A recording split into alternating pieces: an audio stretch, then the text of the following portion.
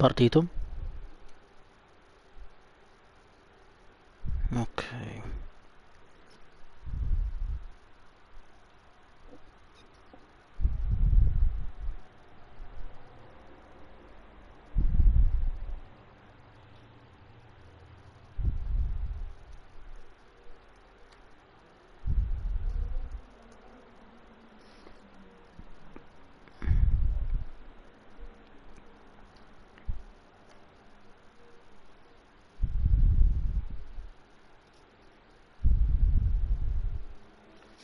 Andiamo subito dal bot.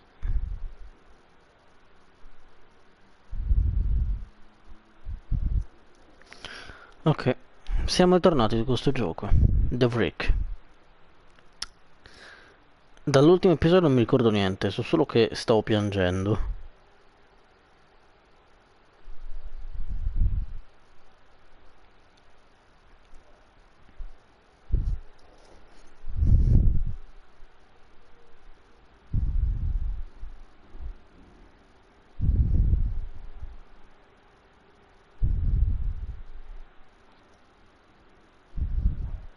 No.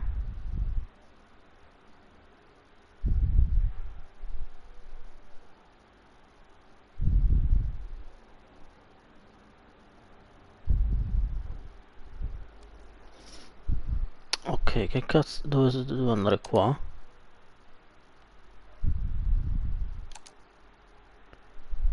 Resume. Ok, andiamo. È l'ora di continuare. Hello?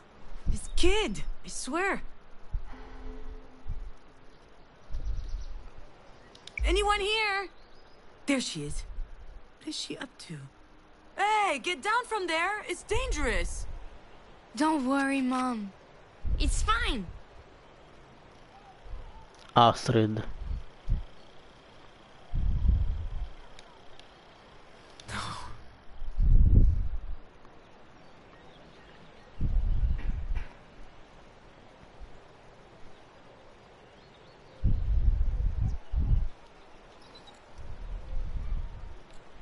No, no, no.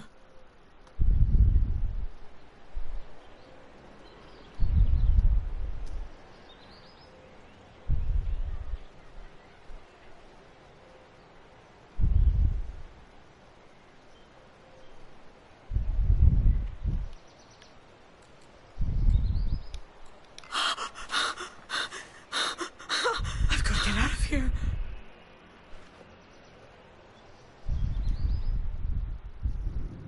Seriously though, what is happening? Am I going crazy?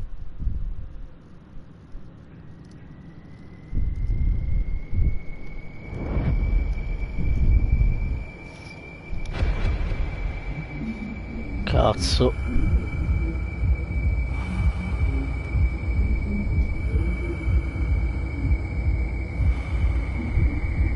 What happened that day?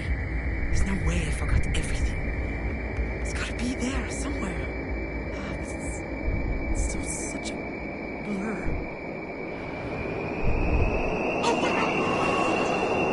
Cervo di merda. Vaffanculo.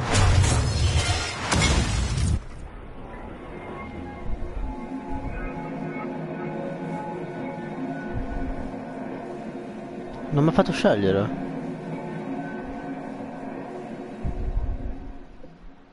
Will you be sticking around this time, or are you gonna run away again? What the fuck? Appunto, what the hell fuck? is happening? Hey, what's up with the curse words? Are they allowed now? Did you just hear what I was thinking? Are you surprised? You've been talking to me in your head for years. Was I supposed to leave Huh? you hanging forever? Is it really you? Nope. It couldn't possibly be the real me, seeing how I'm... You know... dead. Dead. Like Dad used to say, there's nothing wrong with asking questions. Just make sure you think before you ask. Allora, dopo che finisco sto gioco, quanto cazzo pesa sto gioco? Aspetta, fammi vedere. Madonna. Non ho preso un cazzo, pesa 900 megabyte. Vabbè, dopo che finisco questo o in altri questi giochi tipo Ghost of Tsushima o Batman, li, cioè li installo e ci facciamo Death Stranding. Ho bisogno di rigiocarmelo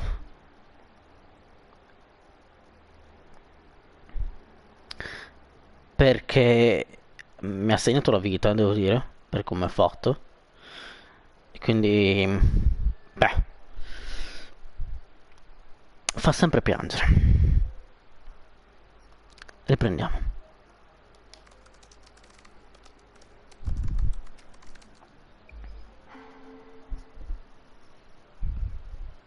Listen here, Missy. That's enough sass from you. I can still bust your ass even if you're a ghost or whatever. I'm not a ghost. At least, I don't think so. Let's just say that I'm here. Isn't that good enough? It's more than good enough, my little fawn. This is the best thing that's happened to me in a long time. Probably the most worrying thing also. Appunto. Mom, am I really scaring you right now? Hey, Beh, sai don't do com'è? that. Did nobody teach you it's rude to Mia read figlia è people's morta minds? davanti a me. How about you stop thinking and talk to me instead?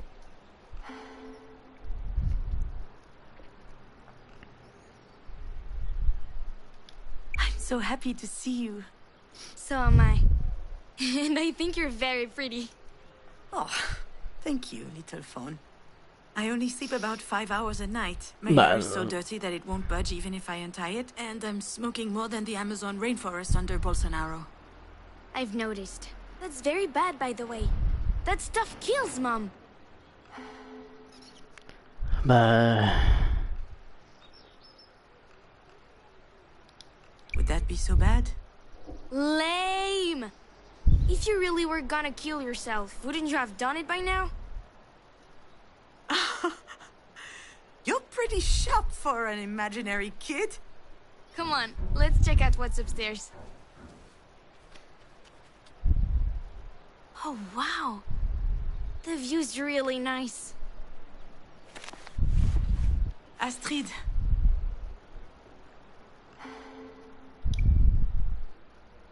I'm sorry, Astrid. Sorry for what? You know. I have no idea. I don't read minds anymore. My mom raised me better than that. That's cute, little fawn. I'm so sorry about...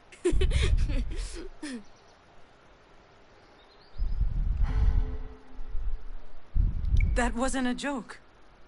Sorry, I'm sorry. It's just... Do you remember what happened?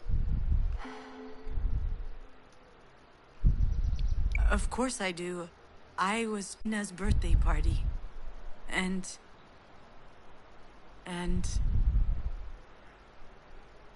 Okay, I know that. But how did it happen? See? That's why I was laughing. You totally forgot how it happened. For all you know, we were struck by a meteor through the windshield or something. So I asked ciao you, Astro. why are you sorry?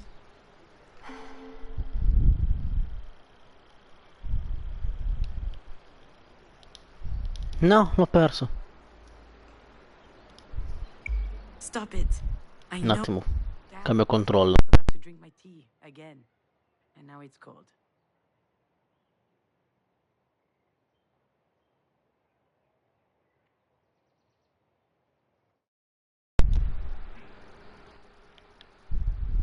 Should I make myself another cup before I... Meh, who am I kidding? What you're trying to do, but... Ok. Whatever happened, it was me, Astrid. It was my fault. All right. You're not ready to talk. You need more time to think.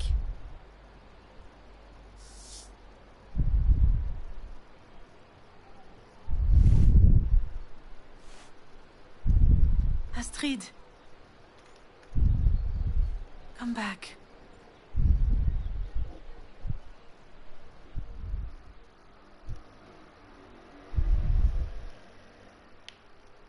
Think. Needs more time to think. What did she mean by that? Non lo so. What am I even talking about? I'm running over my dead daughter's imaginary advice? I'm going off the deep end here. No. Partiamo.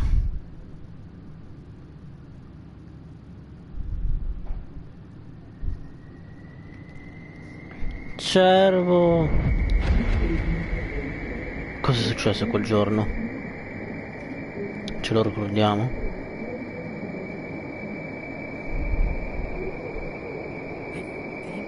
I'm starting to remember, but it's still so blurry. Ci ricordiamo. As if I didn't really want. Perché 2077?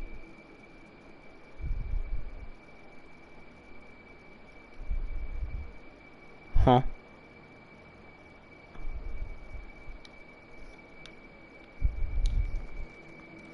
Ah, non c'entra un cazzo a farlo adesso. Afraid of. Cervo!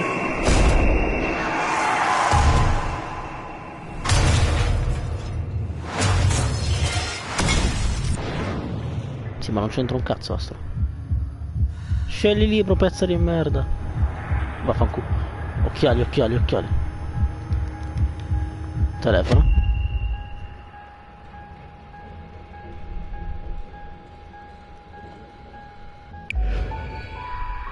What does it mean to be a mother? Child? Is it always knowing what to do? Never having any doubt? Is it sacrificing your ambitions? If you do all that, are you automatically a good mom? And what if you don't manage it? Ma no, che figa ste cose così che 3D nel telefono. Le ho sempre adorate. I've asked myself all of Oh. these questions a lot. Do you want to try and find an answer together? È il momento. Aspetta, come cazzo era? Ok, così si ravvolgeva il tempo. Che cazzo inquadratura? Ok. No. To be a Good mom? mother. Bad mom? Maybe I should start with telling you the fun moments.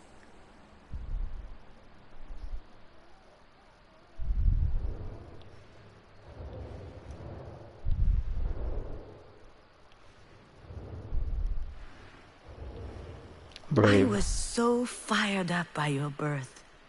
I felt like I was high on drugs. What I the was fuck? taking care of you, working, seeing friends.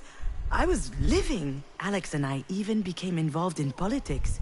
We were trading weekends to attend climate marches. I was ready to fight to make a change in the world.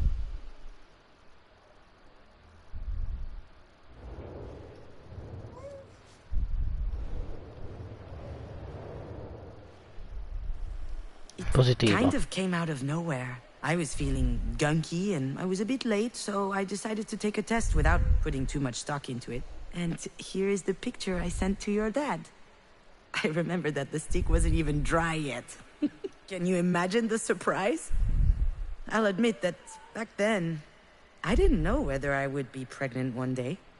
Your dad and I hadn't really planned it this way. We'd been talking for a while about having a kid one day, but that was only a plan. In the meantime, we were being careful, but we obviously hadn't met you yet.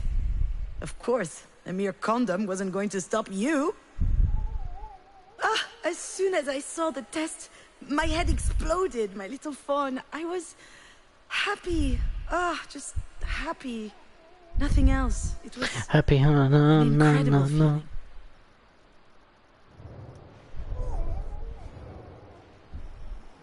That was the year before you were born. Alex had been on my ass to get in touch with the friend of a cousin of one of his friends who was a producer. Anyway, I was supposed to schedule a meeting with him during the next Cannes festival. I wasn't planning on going to Cannes at all.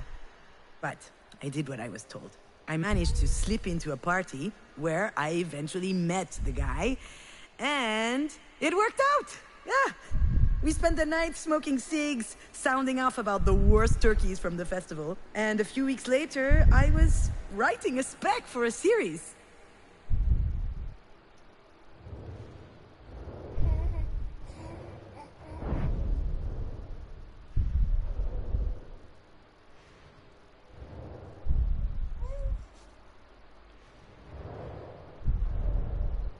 Ora si va indietro.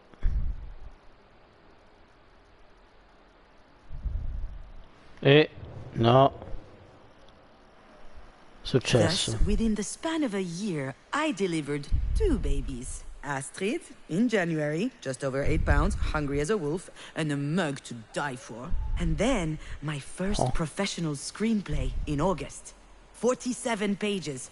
A veritable leap forward in my career. All of a sudden, things just fell into place.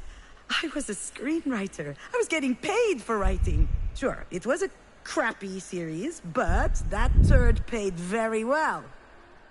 I was so proud of everything that was happening to me. And at the same time, I lost sleep over it for weeks.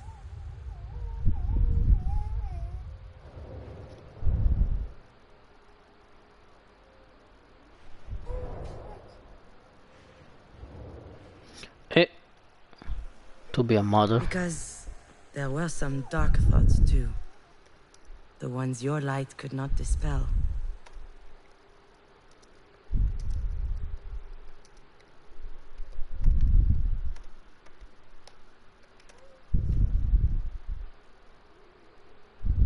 Un attimo.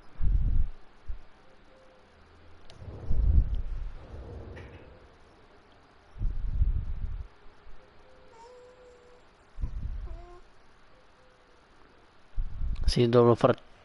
t'ho visto. You didn't really get the chance to witness it, but this is a funny time we're living in. Imagine having an incredible daughter and a job you've wanted forever, and then you get glued to a screen, and it bums you out. I would see people on social media, you know, people I would never even have heard of in real life. And they were great parents, great artists, working on great stuff, having great success. Everybody seemed way ahead of me. And it felt like it was my fault for being so behind. How dared I aspire to being happy?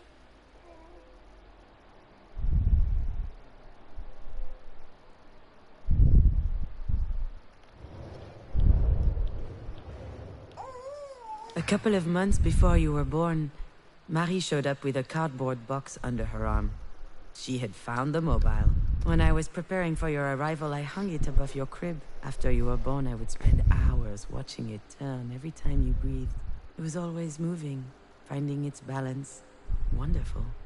Alive. Just like you, and also so fragile. Way too delicate. A mere gust of wind could have shattered it to a million pieces. Just like you. Idea of telling her. It was beyond me. I panicked. So I decided to hide you for as long as I could. Obviously, she eventually noticed that I was pregnant. And her reaction was unexpected. She was jumping for joy. Why had I been so scared? It seemed so silly.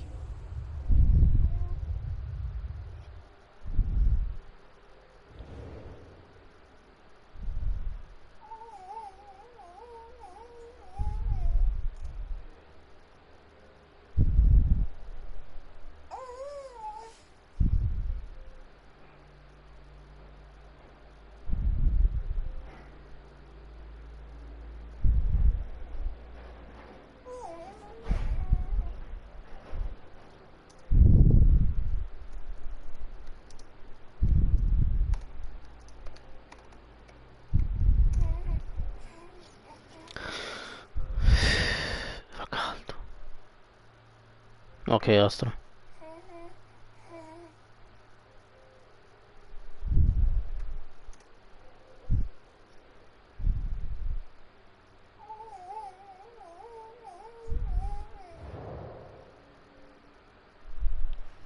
E 58 tons per year. A kid equals 58 tons of carbon dioxide per year. That's the same as 58 plane trips to New York and back. Or burning 50 Non ti tons volevo of dire coal. niente. Having a baby in this world, as everything was collapsing around us, that was a stupid idea.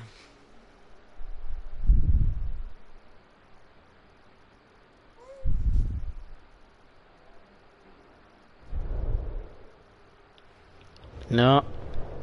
I know. Breastfeeding while on a cell phone isn't exactly what you picture from a perfect mother. Well, that only happened once. Or maybe twice. Or a bunch of times, actually. I loved connecting with you, you know? It was a magnetic force. Time disappeared when I looked into your eyes. But sometimes I was overwhelmed by everything else.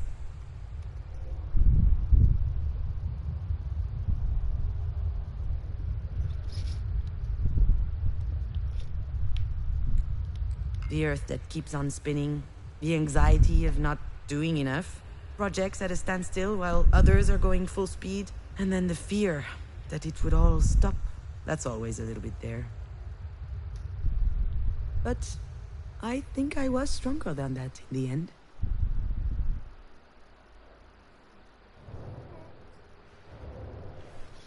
Mistake. Oh, wow. I just remembered something that happened years ago. I guess I was 16 or 17 years old. I was in my room, staring at this mobile instead of doing my homework. Marie was in the next room, the living room, giving an interview. It was a first. I overheard her talking to the journalist with a soft voice.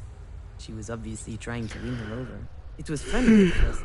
She was giving all these juicy details about the crazy nights of a female artist in the 80s. And then she said she got pregnant after one of those nights. And at that time, she seriously thought about giving up the child. And suddenly, I understood that that child, the one she didn't want, that mistake, that was me.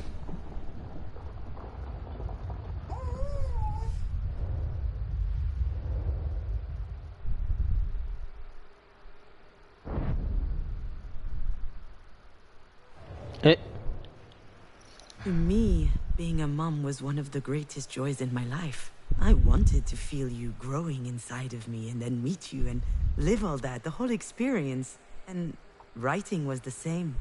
I really wanted to do it, and then I actually did. I wanted these things. I bore them and I cherished them.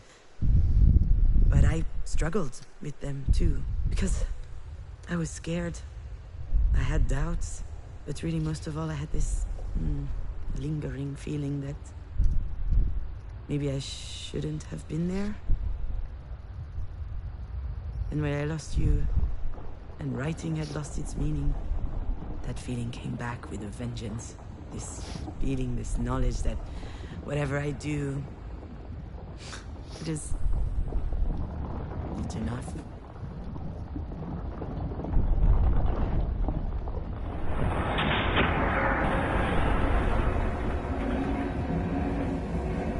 Reload.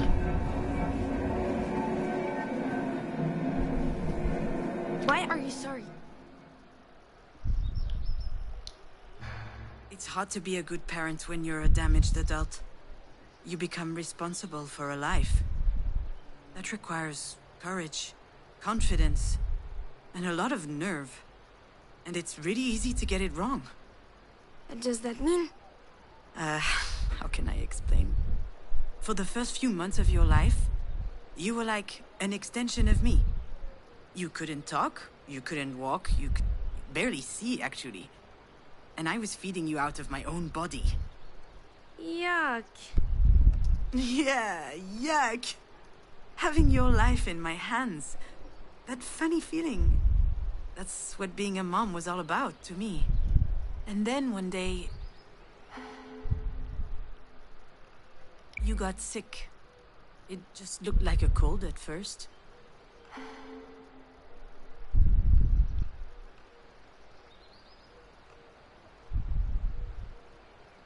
Alex would wash your nose twice a day with saline.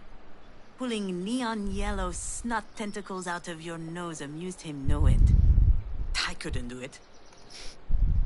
Then, things got worse. One Friday night, I was alone with you. You started having difficulty breathing. You were in the living room, stacking wooden cubes, and I just kept staring at your chest. You were struggling to get enough air into your lungs. I tried copying your breathing, and I got woozy. It set my head spinning. So, what did you do?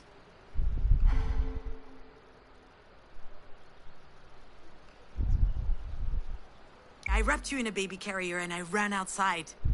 It was the fall. I remember the ground being littered with sticky leaves. I called Alex on the way, but he couldn't understand me. I could hardly speak clearly. I was so scared that you were going to die. And when I got to the doctor's office, I was a mess. The doctor asked me what was wrong with you, and I said that you were having difficulty breathing, and he was so calm. He made me want to smash his teeth in. He asked me to put you down on the examination table and take your shirt off so he could listen to your breathing. And when he got close to you with his stethoscope... What happened? You peed on him. Excuse me? This beautiful golden stream. A perfect arc from your hoo-ha to his coat. Awkward. Well, you didn't mind at the time. You were chirping and staring at him. And he said, well, this little girl looks perfectly healthy.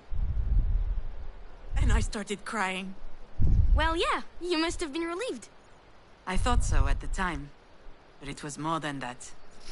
I can see it now. The most important part of being a parent, and also the hardest lesson to learn. You need to trust your children. Trust them to pee on doctors? Trust them to live. No. You weren't there so I could feel like a good mother. You were there to Avete mai live lodato your il sole? life, to become yourself. Seems obvious, doesn't it? But I didn't see it. So I spent a lot of my time feeling guilty. Telling myself that I didn't deserve you. What? I don't believe it. I was your biggest fan, you know? Really? Of course. You were relentless. You even found the time to work on your scripts. You were working your ass off to make your stories amazing while you were busy taking care of me. How did you manage to be strong like that?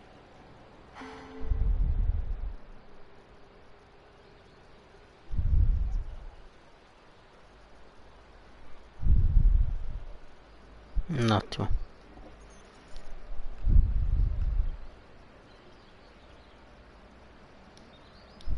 It was really hard. I almost gave up so many times. My career wasn't going where I wanted, certainly not as fast as I wanted, but I held on.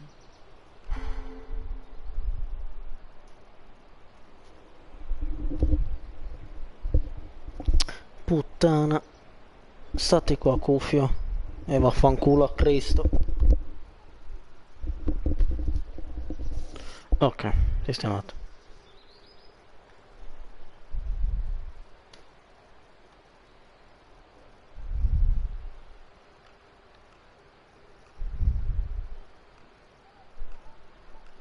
You gave me so much energy. I presume I took a lot too. Of course, sweetie. I often wish you had an off switch. Especially when I saw my face in the mirror the next morning. But that was just a detail. Every morning was magical. I'd grab you in my arms. You'd smile back. You trusted me. I had no more doubt. No more questions. I knew exactly who I was. No one had ever looked at me that way. What an incredible gift. It's just a shame you spent your best years writing for a soap opera. Wow. You do a great Marie impression.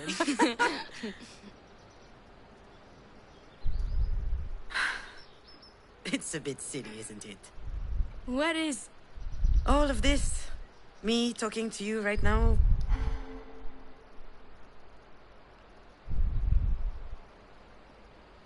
Also, just look at this sky. You usually only get these kinds of sunsets in Hollywood movies. Marie is on death's door, and I'm out here chatting with my daughter's ghost? I told you I'm not a ghost. And I love chatting with you, just getting to know you better. It's a little late for that, don't you think? It's never too late for a good story. That's what you always said. I say a lot of stupid stuff. And if you'd written down half the ones you taught me at bedtime, you'd be rich. Do you remember the one with the horse tribe that does karate? Un cavallo che fa karate. Ninja Pallozza. Ninja Palooza? Cazzo di nome. Yeah, it was so good. And the duck who kept solving crimes around the farm while drunk.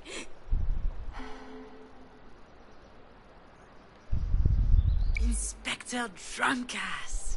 No one is going to publish that. That's too bad. It would be a lot better than Marie's books of Russian folk tales. Those books were a snooze fest. Right? Then why did you hug her so hard every time she bought you a new set?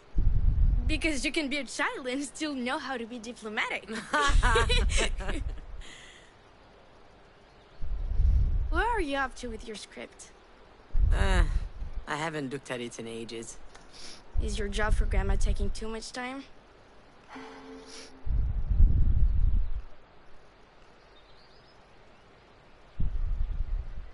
Getting myself out of bed is taking too much time.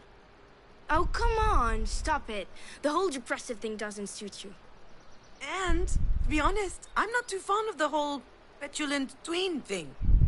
I liked it better when you were 4 years old. What are you going to do? Give me a spanking? No, I suppose you're too old for that.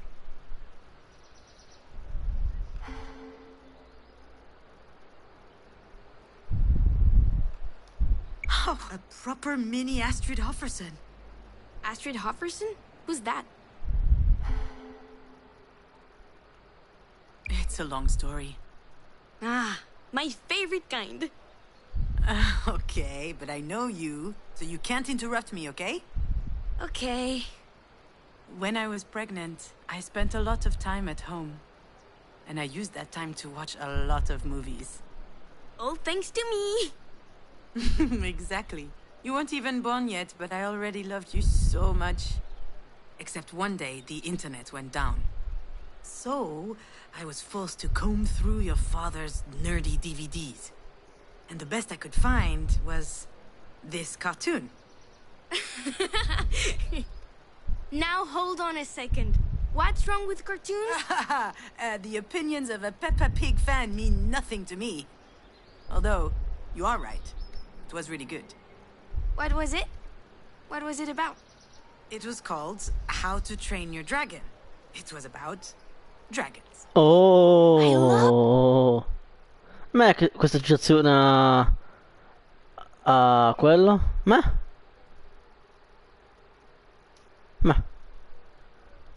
citazioni così a caso. Anzi, è un bel film, devo dire. Cioè, anzi, tutti i film. Un giorno devo vedere se c'è il libro. Me lo voglio prendere. Dragons. Of course you do. I don't. Dragons are tacky. But there was this great character in the movie. Astrid Hofferson.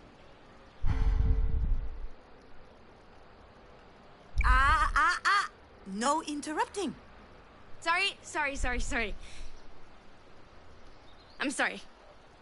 Yes, Astrid Hofferson. She was a young and courageous Viking. Her belt was made of skulls. So cool.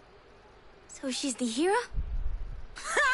Of course not. The hero is a bumbling idiot who we're supposed to sympathize with just because he has a shitty father. Let's not forget the movie was written by a bunch of Hollywood guys. But still, Astrid is a great character. Vero. Especially because she has a really useful asset. Anche gnocca.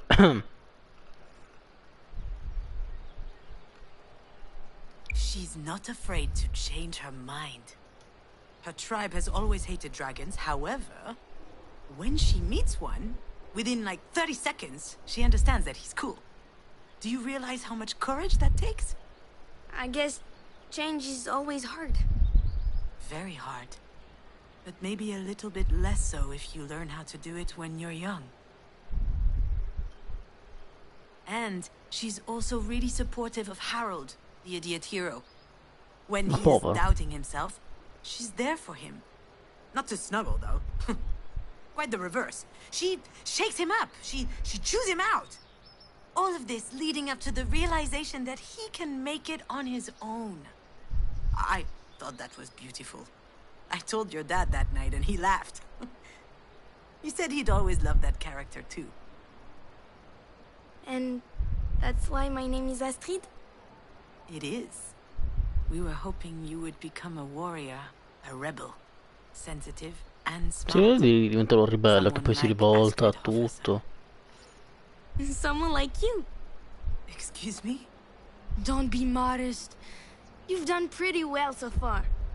Wait, what do you mean by so far? Well, with Auntie Jan and Dad. You struggled for a bit, but eventually you managed to find the right words. That was impressive. Well, not really.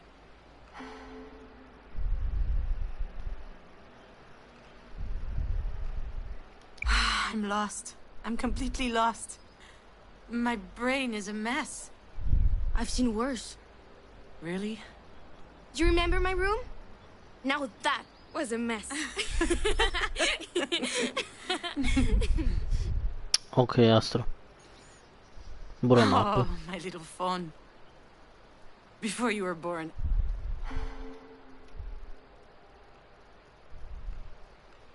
I was so terrified. Of what? The delivery? No.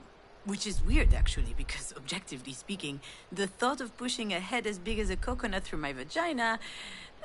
What the fuck? Mom, you're so gross. I mean, it's not Appunto. like you're gonna traumatize me, but I'm meant to be like 9, remember?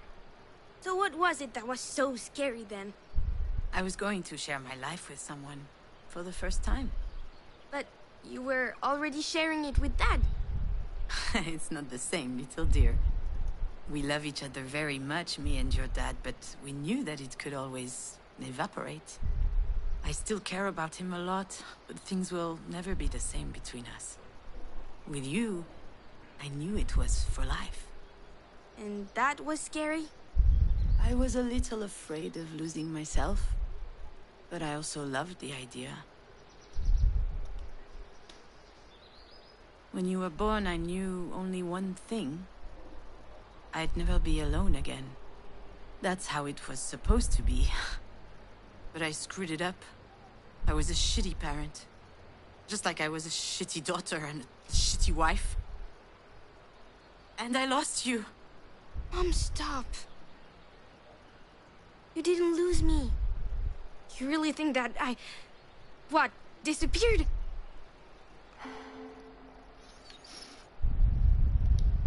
Vaffanculo. I abandoned you. And I think about it all the time, whenever I close my eyes. What happens when you close your eyes?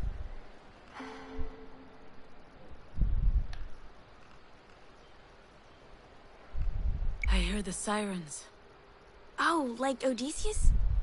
Not those sirens, my little phone. The emergency sirens. I see the crown of your hair, sparkling like a tiny sunshine on the tarmac. And then, I see your open eyes. How can I ever be happy with that tattooed on my eyelids? Mom, maybe you should stop thinking about it. Thinking about it like that, I mean. I don't want to. I mustn't. If I stopped thinking about it, that would be like killing you all over again. Astrid? Don't leave me, Astrid. I don't want you to leave. Devi lasciare andare.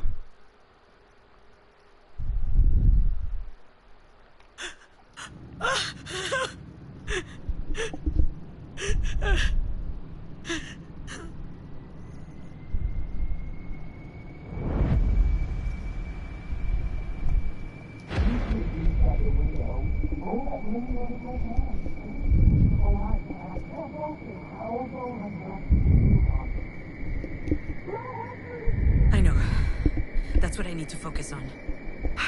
I think it's coming back. Yes, it is. Just try a little harder, you know. I need to dig deeper.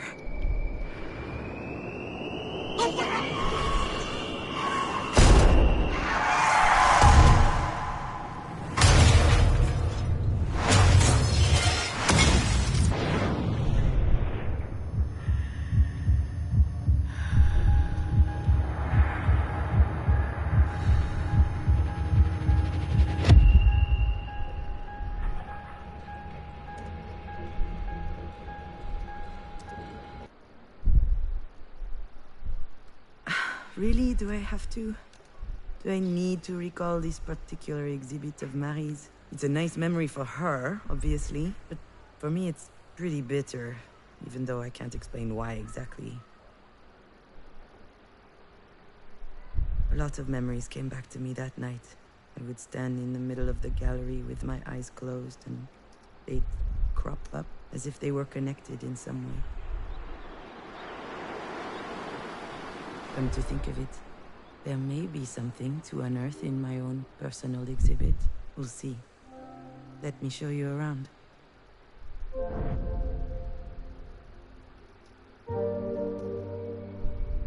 Shit.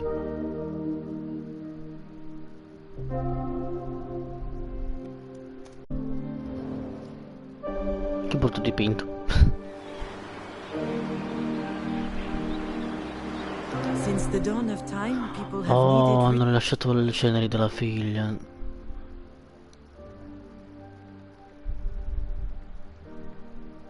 to mark the big life events. Here, the artist is depicting her final farewell to her daughter. At least that's what she thought at the time.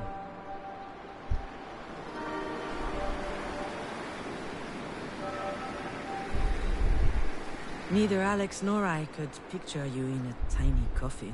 We really preferred that you remained with us. Like fine sand in a pretty vase. But in the end, even that was too heavy. I kept thinking about it.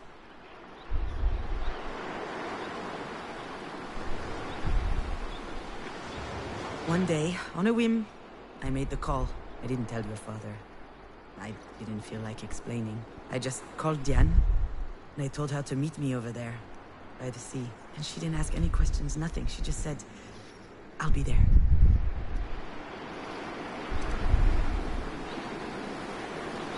Cristo. I was crying when we arrived at the cliff, overlooking the beach. Diane gently took out the urn from my hands, opened it towards the sea, and she said, Donnie was a good bowler, and a good man. He was a man who loved the outdoors, and bowling. I burst out laughing, and snot splurted out of my nose all over my fucking chin.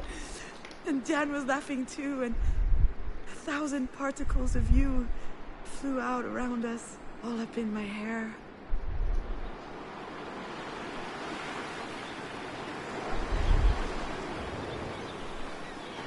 I thought it would be freeing to see you leave like this, disappear. That was the goal of this ceremony, but now I know that it didn't work.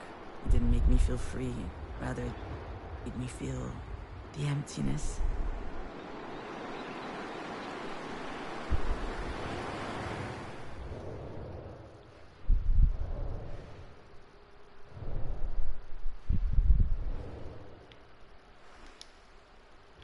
You know this tableau, my little fawn?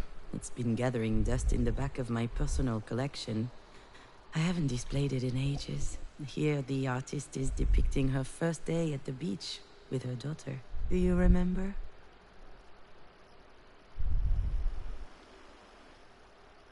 The weather was so nice that day.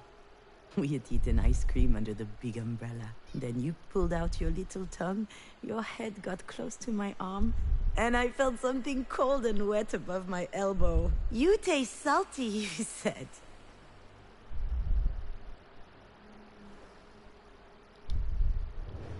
You started worshipping the sand as soon as we got there. You were delighted. We were already imagining you as a teenager with like 7,933 vials of sand everywhere and a subscription to Sand Fans, the Arenofile Review. Hey, if it was between that or weed, we weren't sure which would be worse. You came up to me with a huge seashell. Bello! I never understood where you found it. You handed it to me with great La voglio io pomp quella and told me I conchiglia. had to write a movie about it. I complained. I don't know his life. I have no idea what he's thinking about. If he's sad or... And then you asked me, so, about what is it that you write movies then? And I was speechless for a moment, but...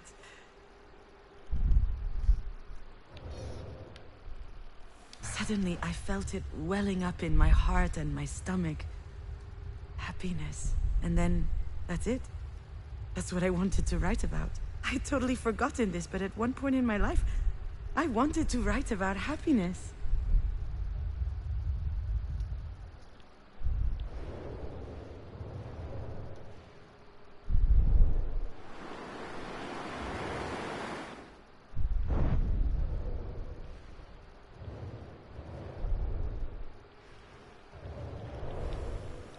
Here, the artist is depicting herself on the bus, back from the shore. Outside, the setting sun represents... something or other. Is it the end of something? Or the beginning? I looked outside the window, and this poem came to my mind. It's Lamartine. I had to learn it by heart in high school. Setting or just rising in a sky clear or grey, what good is the sun? I disregard the day. Were I to track the whole long course of his travel, my eyes would just witness all the void and gravel. I desire nothing that he could ever disperse. I don't demand a thing from the great universe.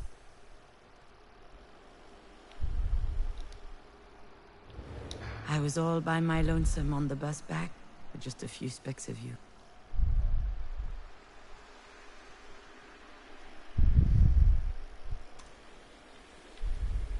I was holding your urn against me the whole way back. It was empty, but it felt heavier than ever before.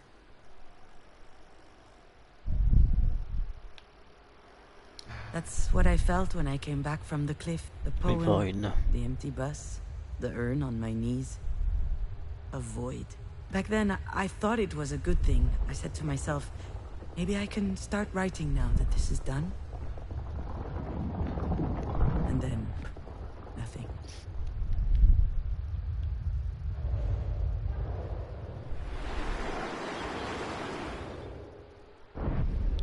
T'ho visto.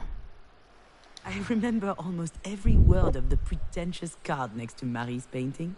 The Fa cagare autoportrait sto series is quadro. undoubtedly Marie de Mange's most ambitious work to date. She arranges herself in a discomfiting position, ripe with malaise, and also a certain eroticism. Self-portrait number 8 is the final entry in the series, and one of the most powerful paintings of the 21st century.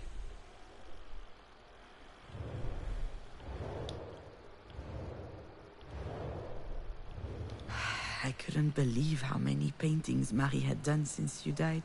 Meanwhile, I couldn't write for my life. It made no sense anymore. When I left Alex, I did get started on something, as if separating from him had inspired me. But after a few months, nothing I had written was worth reading.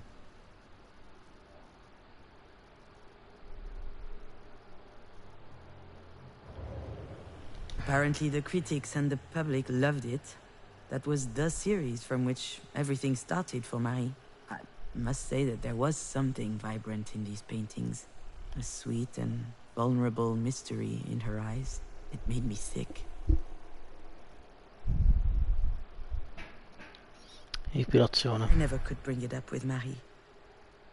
But I'm sure that these paintings were actually inspired by the accident. The ground she's lying on. I can almost guarantee you it's pavement. And her discombobulated body as if her bones were broken. No one knows that except me. I believe she painted you instead of her. Why on earth would she make such a twisted thing, do you think? Those paintings made me so angry. I kept thinking this. Marie is feeding off of my bereavement. Through her art, she managed to turn what happened into something else. Something beautiful. I, on the other hand, had nowhere left to go in that moment. I couldn't do it anymore. My bag of happiness was ripped to shreds.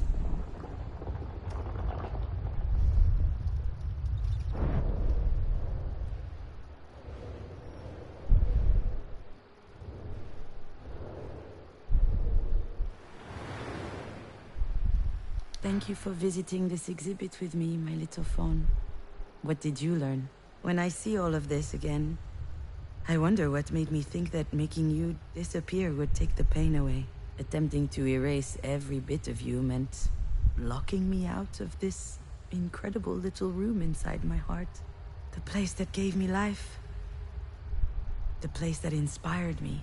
Now I know that I need to keep that space for you within myself, so that I can write and I can live. You're still with me.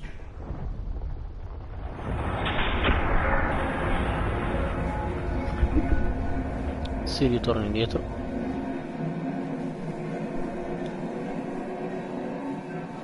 You really think that I... What? Disappeared? No, of course not, my little. I was thinking about you all the time. I kept telling myself it was my fault you weren't here anymore. It's awful to love someone that much, you know? On the contrary, I think it's beautiful. Sure, it's beautiful and awful. So, I looked for a solution. How? I did what I always do. I watched movies. Like what?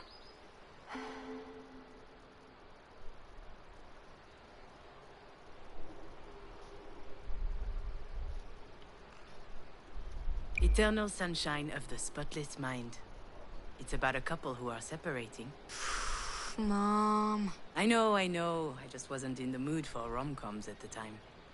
If I had been, I wouldn't have gone for something starring Jim Carrey. Anyway, in the movie, there's a machine that erases people's painful memories. Jim Carrey is heartbroken, so he uses that machine because that's the only way he can go on living. That's what I tried to do with you. To get you out of my mind. Except you didn't have a machine. No. I had medication, I had a job, and I even did a farewell ceremony. I thought that if I could get you out of my head, I might be able to feel better. Did it work? Of course not. Why should it? That wasn't the right way to handle things. Now I know how lucky I am. To be able to think about you every day. Even though it's hard sometimes.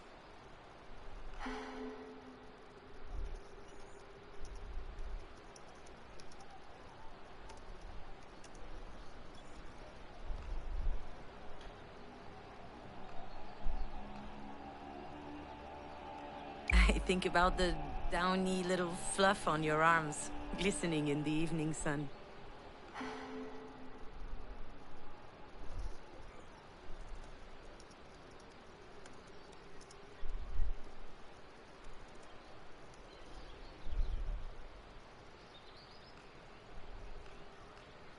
I think about your birthday pizza. My... what? For your 4th birthday, you didn't want a cake and asked for a 4-cheese pizza. Your father was so proud.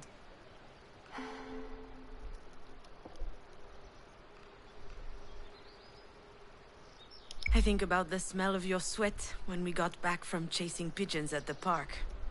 Then we'd hop in the shower together to wash away the dust. I think about all of it, little dear. And it's a reminder that you are here with me. I carry that with me into every decision I have to make. And I won't let it go for the world. I'm better now, you know? It still hurts like hell. But I get it. I can survive this. On a good day, I can even convince myself that it could be worse.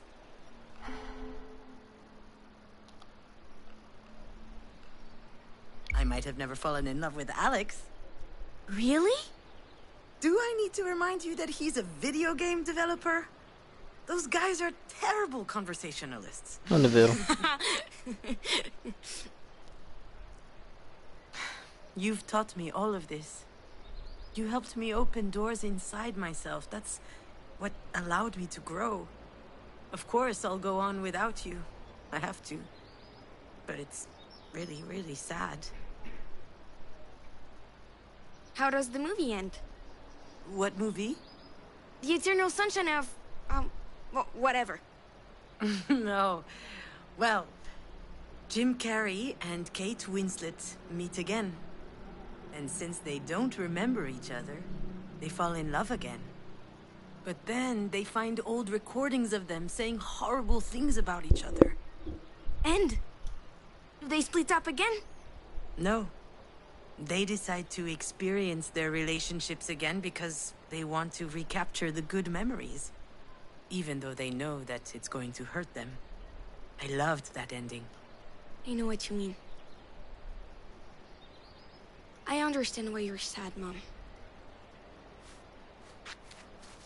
But you can't be sad forever. It doesn't help you, and it doesn't help me. Life's short enough as it is. Why waste any more time?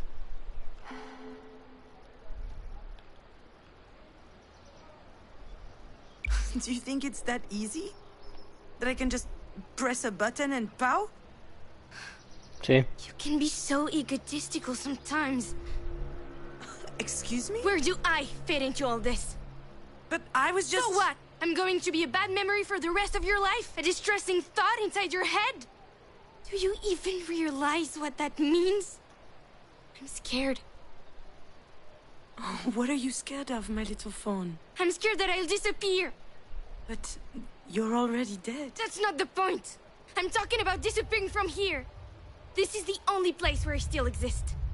Just here. But I don't want to be this rusty nail that's killing you by degrees. You do realize that's not me at all? You do know that if you keep at this, I'm not going to exist anywhere. Anymore. You don't have to do this to me, Mom. You don't have to do this to yourself. How much longer do I have to make you miserable?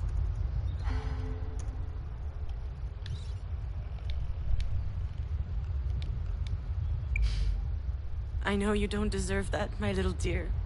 It's all my fault. Stop it, Mom. Just stop. You're stuck on repeat. I know that this can be easy to process. And I know that the truth hurts. But right here, right now, you're gonna have to remember. Really. I'm not sure what you mean. What are you talking about? Astrid? Astrid!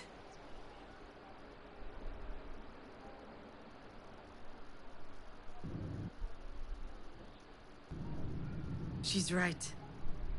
Of course she's right. I need to remember now. It's time. I think I'm Muoviti, merda. That's it. I remember now. Not everything, but... You could at least crack a window. All that rain brought a cool front. It had just rained. The road was wet and slippery.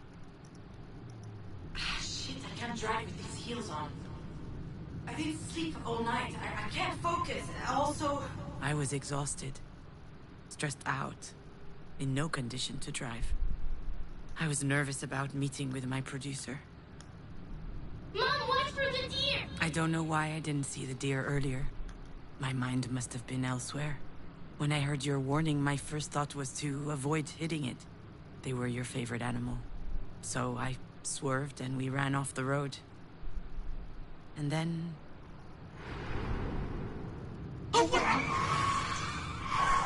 Addio. E ci ribattiamo di nuovo.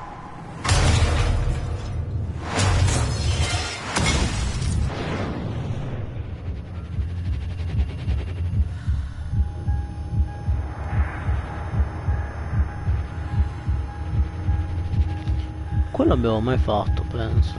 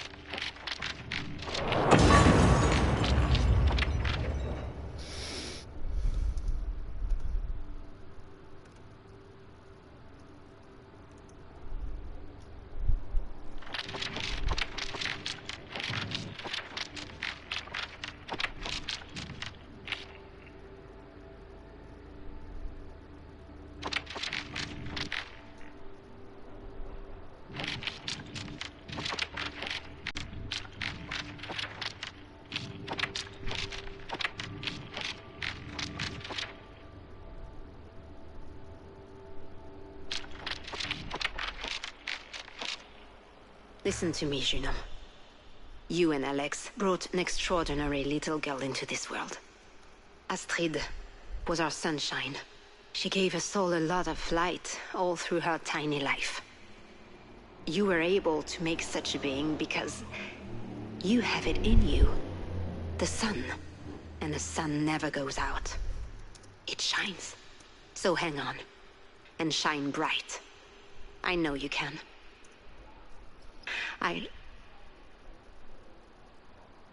I'm proud of you. You and Marie have a connection that's peculiar. You used to spend hours in her shop watching her paint. She loved that you were so curious. She smiled at you, explained stuff to you. She asked for your opinion about her work. Can you imagine? When I was 4 years old, I wasn't even allowed in her damn workshop. But you had something inside of you that completely changed her. Actually, I think this is what saved me that day. The idea that even Marie could be touched by a ray of sunlight. There had to be one out there for me too.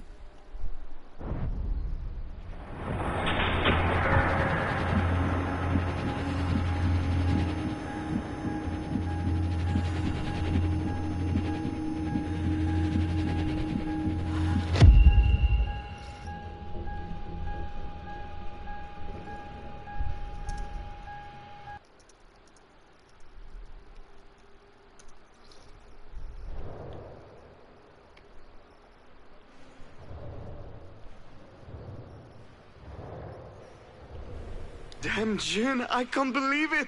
I'm going to be a dad. We're going to be parents. When I got your picture, I yelled so loud, I think 3 guys here had a stroke. I'm just unable to focus on work. I'm so happy. It feels so... I feel like it's going to change my life. I mean... No, I mean, it's going to change me. Like, I'll never be the same again. I can't wait. And you, what do you think? I think you should take the afternoon off and come home. Oh, okay. But why? Is there an emergency? Do you need me? I don't need you. But I am wondering what it's like to have sex with a dad. Wow, what a weird thing to say. I'm on my way. He was right, you know. Your dad.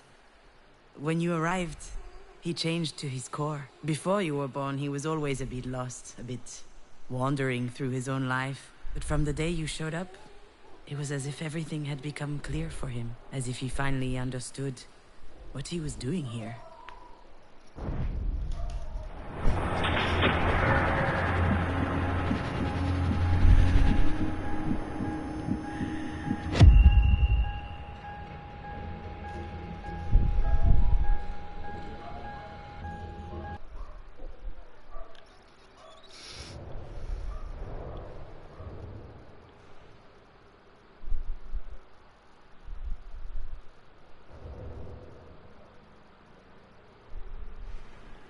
What are you doing, my little fawn? Playing with Grandma's dollhouse. What game? I'm playing you when you weren't a mom yet. Can I play? I'll be Alex. Hey, cutie. You come here often? Hi, do you want a baby? Oh, this is moving a bit fast. What the heck? Let's make the best little girl on earth. Of course she'll be the best. How do you know? Well, I'm the one making her in my belly, so... Talking to you was intoxicating. Every time you opened your mouth, I was expecting the unexpected. I loved the way that your little brain continually managed to make sense of the world. But that day, the most astonishing thing was your assurance. How on earth did you have so much trust in me?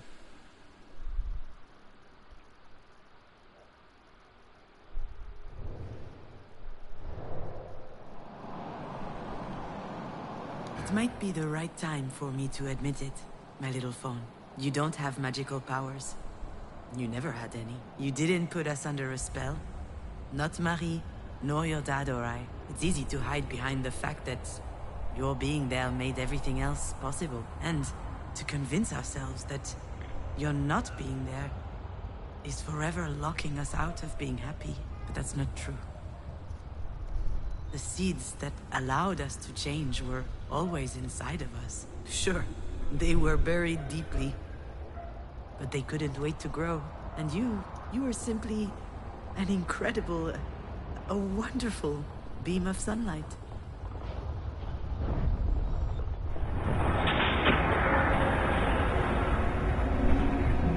Sì, torna indietro.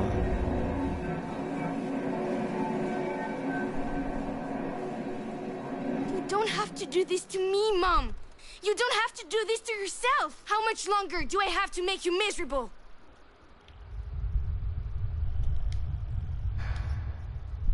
My little fawn, I can't do this to you. I don't know if I'll ever be able to forgive myself for what happened, but you've brought too much light in my life for me to reduce you to that. What is that?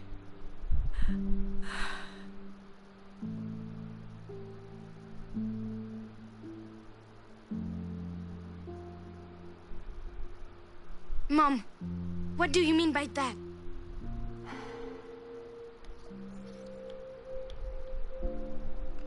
You know what I mean. I do, but I'm not sure you do. So I'm going to need you to say it. What is that?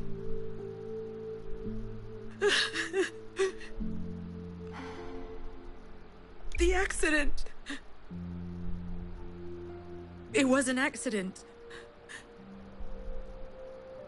Yes, it was an accident, Mom.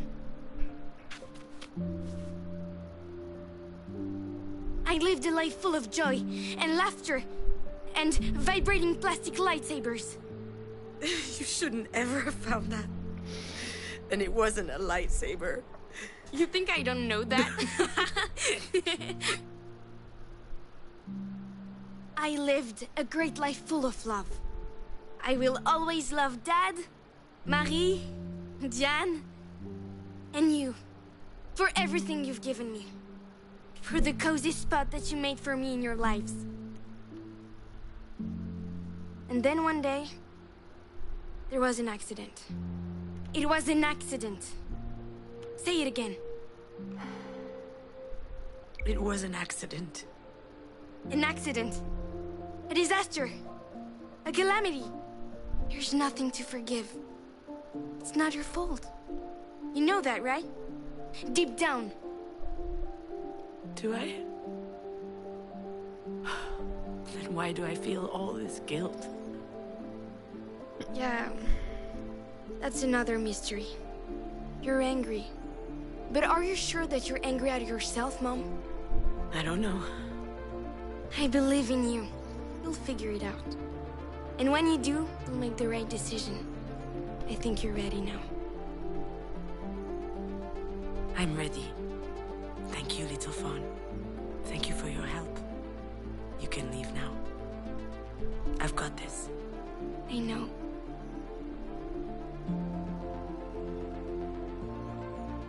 Addio. I love you very much, Mom.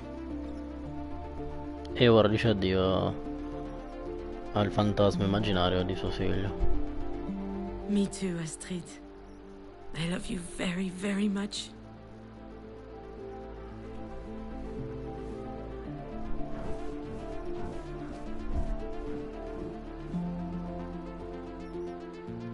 I know you'll always be with me.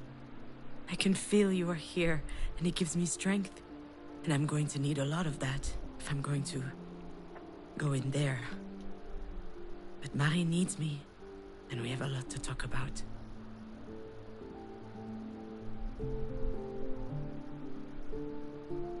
I guess I should have asked the doctor to give me a little something before I went into this room. You don't get free samples of benzos every day. All right, Junon. Cut the bullshit.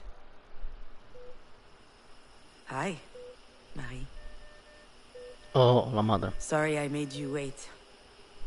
I had to sort out a few things. A lot of things. But anyway, you knew I was coming eventually, didn't you?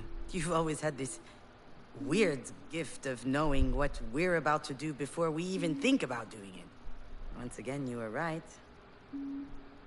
I'm here. But I almost didn't come in.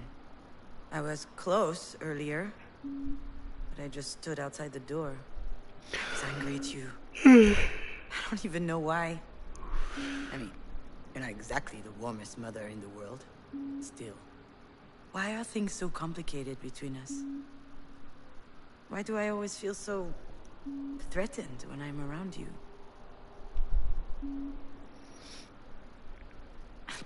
Come on. A crucifix? You? Wait, is it... I remember now. I've seen this before. Was that last night? Oh, shit, no, it's all hazy.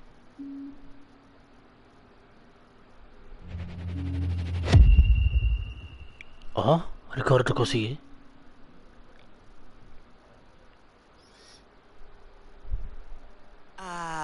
Hold on. What's that around your neck? Is that a cross? This? It's a childhood keepsake. I found it in my stuff a while back. What? Were you a choir girl or something? It's a bit more complicated than that. I'm listening. Oh, Please, ti mai giova. you never told me anything Forse. about your youth. A me non frega un cazzo. Ah, what the heck? After all, why not? That might do Perché me sei in good, vasca? and I owe you that. The What's fuck? that supposed to mean? Nothing. Just shut your mouth, pour Ma me a glass of scusami. wine, and listen. Oh, collegio. Penso. O orfanotrofio, cioè, o... dove sono le suore.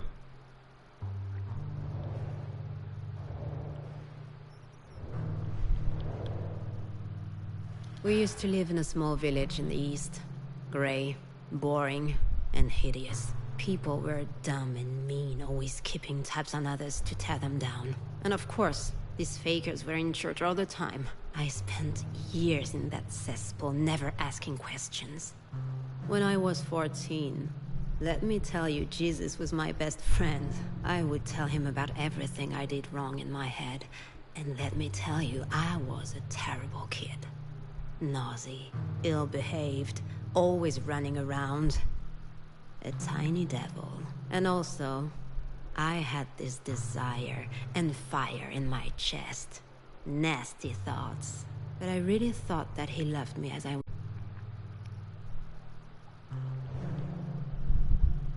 Back then, I had 3 sources of comfort. Jesus, books, and drawing. So I spent an insane amount of time sketching in the neighborhood churches. It was a disease. Everything I laid eyes on had to end up on a sheet of paper. At least then, people left me alone.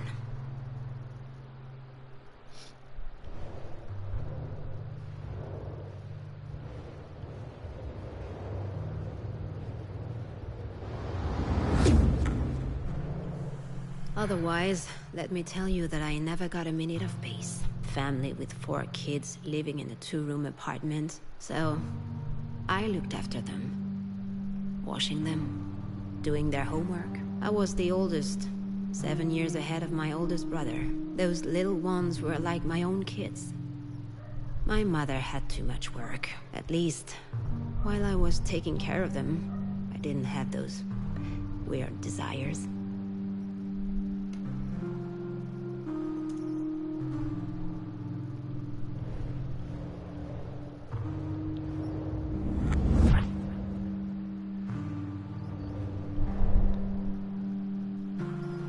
Father. My dad always had a steak on his plate when he got home. Every night. Ok, no. My No, mother no. used to say that he deserved Così it, suora. working his ass off at the mill for us. But one night, I was still awake when he came home. He was completely shit-faced. He was living in the fallen world. The steel industry was his life, but his life had no tomorrow. So he drank. That night he looked at me weird. I didn't understand. I felt guilty.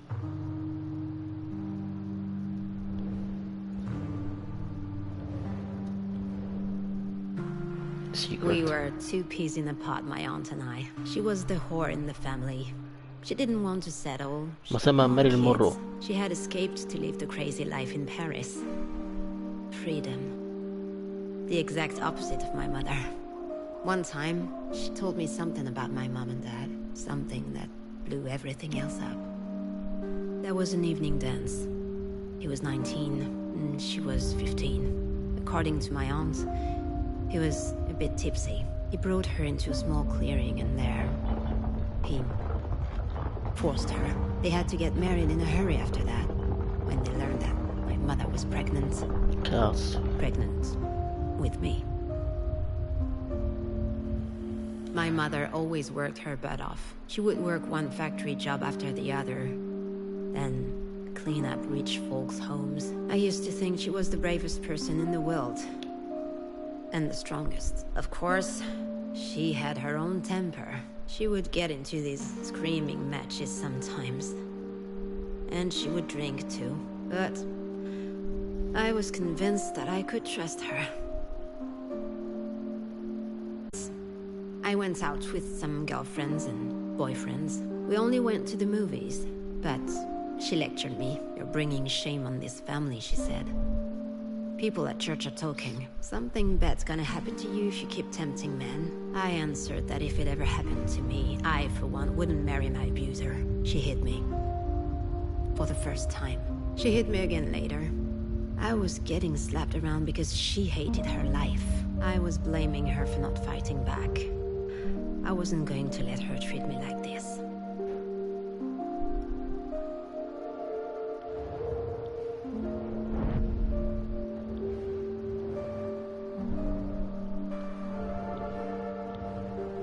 The day after, it felt like a spell was broken. The church stank. The sculptures were ugly. And the male-dominated Jesus stuff made me sick. "You don't love me," I whispered to him. Bastard. At that very moment, and that, let me tell you, that's something I'll never forget. The Christ started to bleed.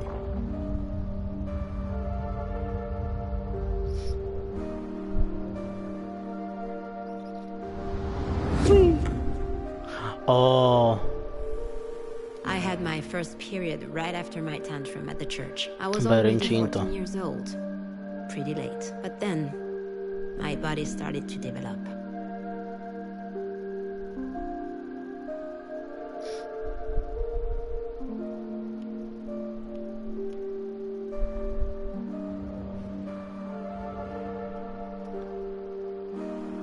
The more my body changed, the more my father scared me. Hell, he terrified me. Not just because he was domineering and brutal. It was uncomfortable even being in the same room as him. He was always watching me, commenting on my clothes. I felt like a piece of meat.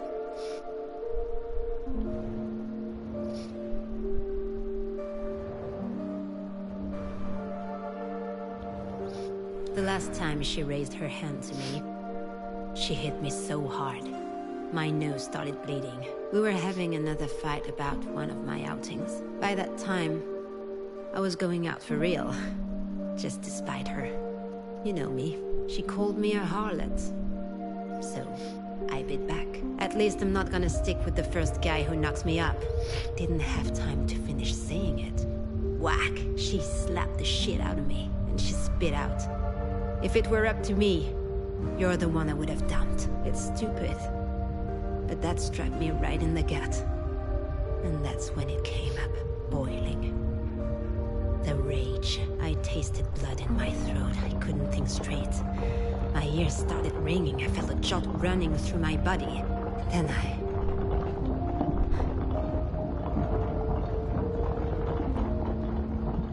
Then it was over. I couldn't walk it back.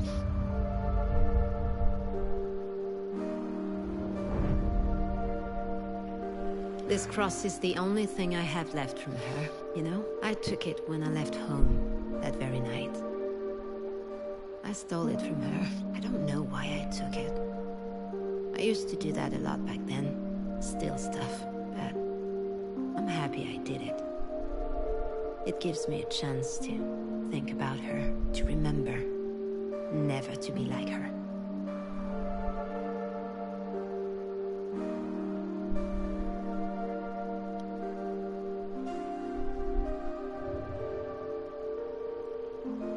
You see, I'm always telling you to face things head on.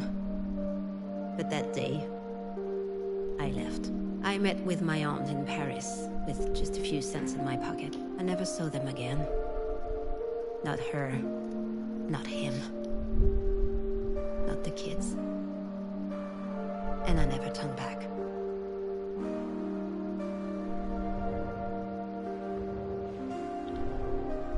You hear, Miss Kivas? Shit, don't tell me you fell asleep. Ugh, what a disaster. You really can't handle your booze. Don't worry, daughter. I will still be there tomorrow. And the next day too. Okay. There to tell you again what you already know. People are ugly, let me tell you. They're dangerous. All of them. That's just the way things are. It's inside them. The evil is. We need to defend ourselves. Stay vigilant. That's how I got out of it. Jen gets it, I think. But you, darling... You're too weak. You want to trust people. You want to have faith. But I told you many times. You can't trust anyone. Ever. You don't need me to tell you that. Life's unfair. That's just how it is. Fine di questa So storia. this is what your life was like. Una famiglia di So merda. many things.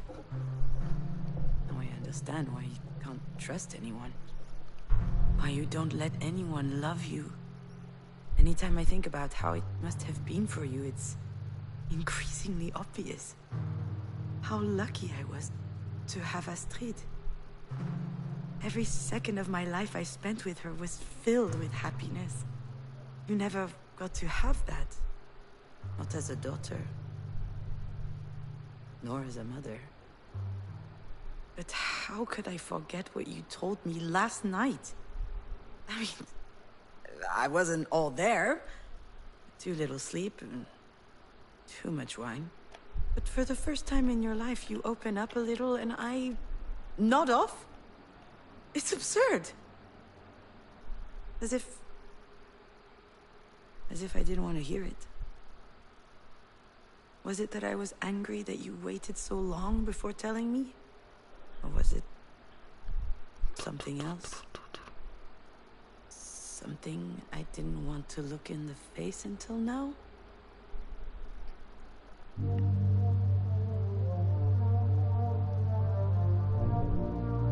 Huh?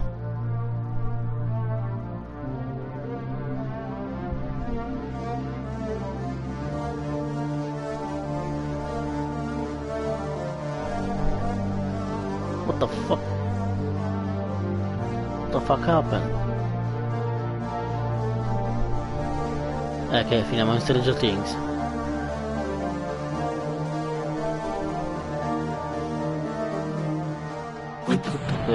Tutto quello che abbiamo visto fino adesso.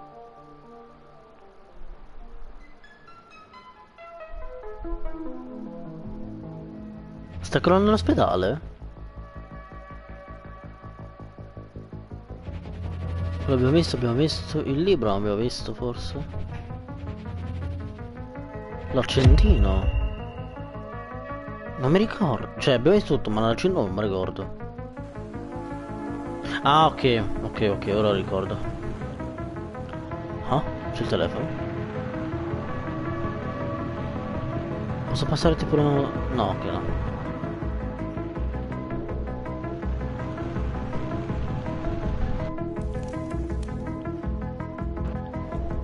These paintings are magnificent.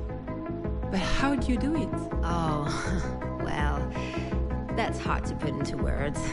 Usually I have a theme in my head, a topic I'm obsessed with, and all of a sudden, everything becomes clear. The shapes, the colors, they fight their way through my brain. Kinda like visions. And then I simply must paint. I can't control it. In fact, if I didn't paint in that moment, I could flip, do crazy things. While Diane and I were dancing, I could hear Marie doing her spiel for Sasha. I'd heard it 100 times. The visions, what she called her mystical experience. A whole lot of crap. 10 minutes later, I set the kitchen on fire. Blinded by the urgency, as if my body was overriding my brain. Just goes to show you. As much as I hate it, she might have been telling the truth about her process. I guess I work like that too.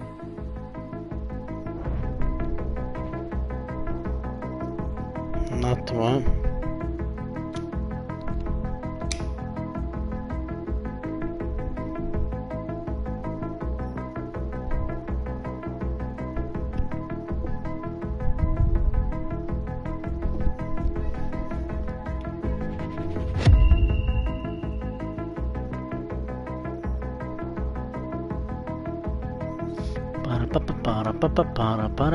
I can't believe how much Astrid loved that house.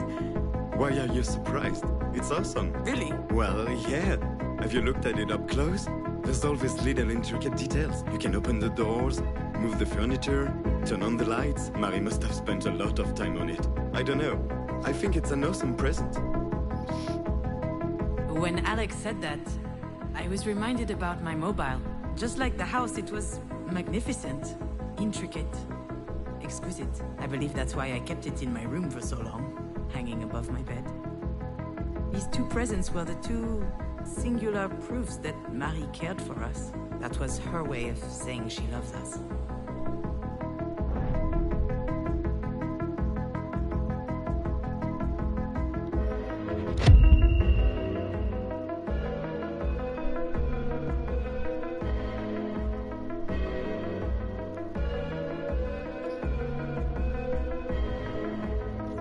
Ah, questo quando stavo vedendo la TV.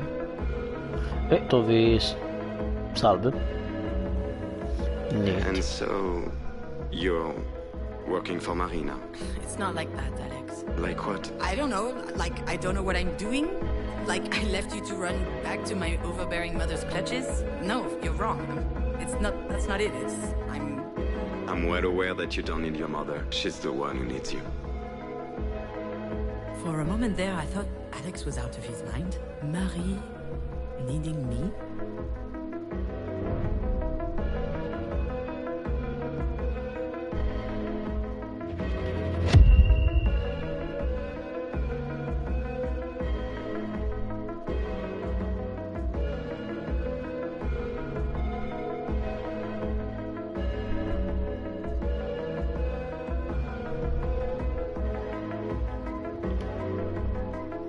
What about those over there, in the tank?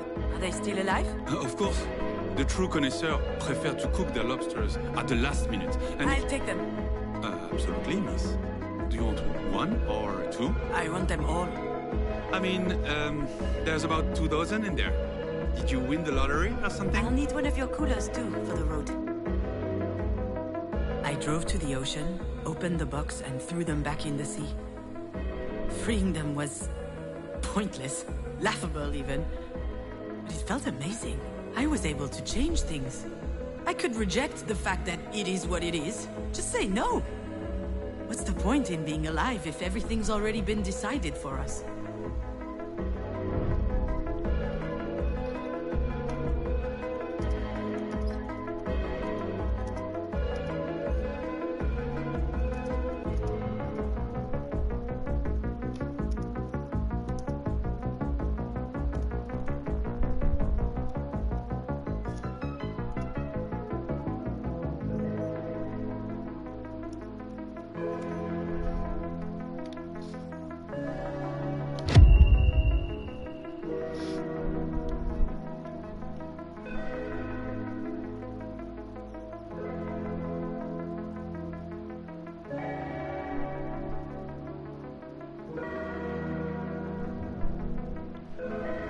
Due nani.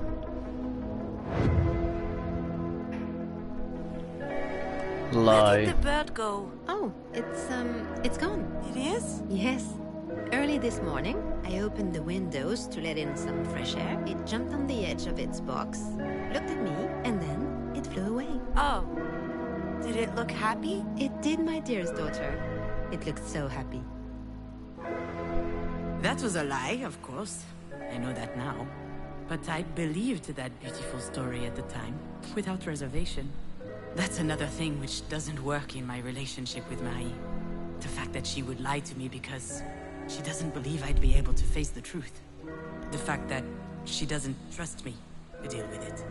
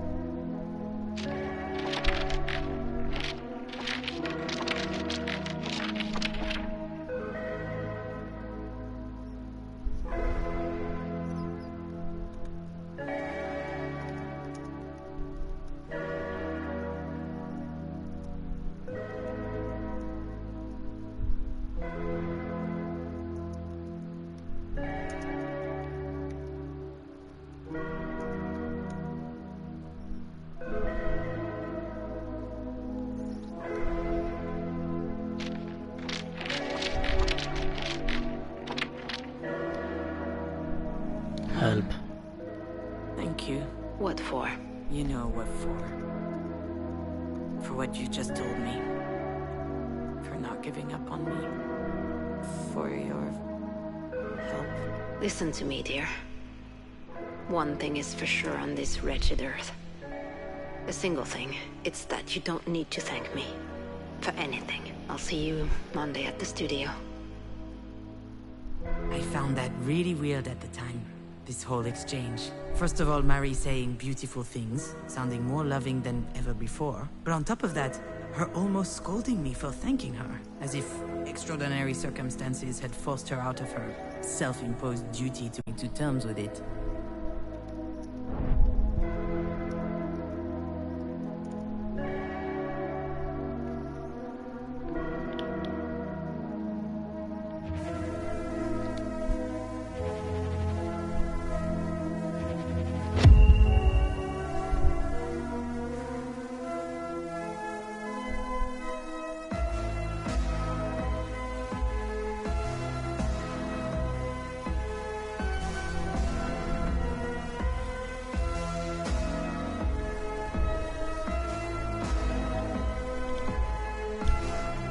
Mademoiselle, could I have another glass of champagne? Oh, I don't work here.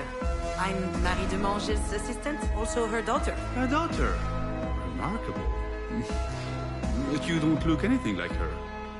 Do you paint as well? No, I don't. I'm more of a... Of course you don't. Why would you, with such a talented mother around? Figlia puttana. I've never felt like I'm competing with Marie. My love for the movies, my penchant for writing, I did it all for myself, without thinking about her. But perhaps she was actually feeling threatened, as if the creative process was uniquely hers, her exclusive domain.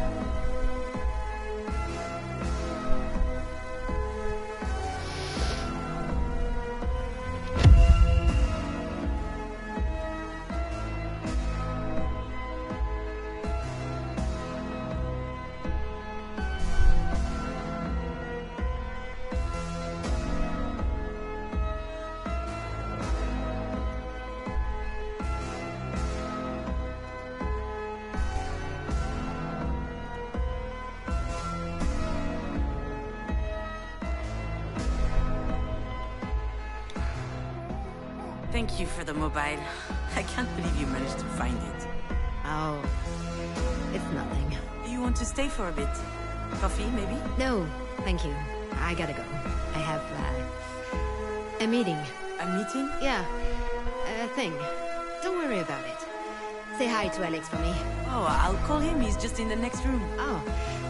Hi, Alex. Bye, Alex. Done. Gotta go. Bye. I rarely saw Marie being ill at ease, but the few times it did happen was when she came to the house to visit when Astrid was born.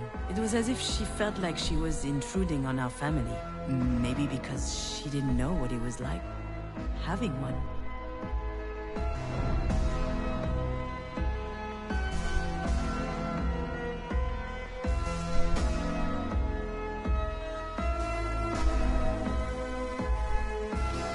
Ultimo. Vabbè, piglialo. Ma piglia.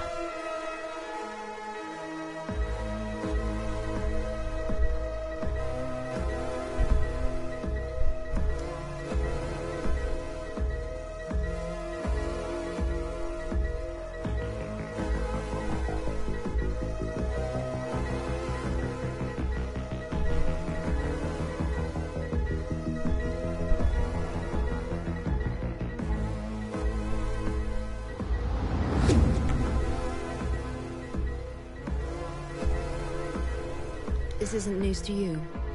It's unfair, but that's how it is. You didn't choose to be my daughter. I didn't choose to be my mother's daughter. I could blame it on God, but that would be giving him too much credit. I don't know who's to blame, really. I do know that it's unavoidable, though. And Astrid, she didn't choose us either. She wasn't supposed to be part of this family. At first, I thought that she could be the one to break the cycle, but in the end, the curse got her too, and it hit again.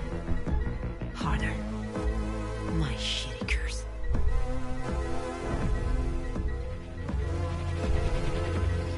Ah, finalmente le chiavi. Devo fare tutto per le chiavi, ok, ok.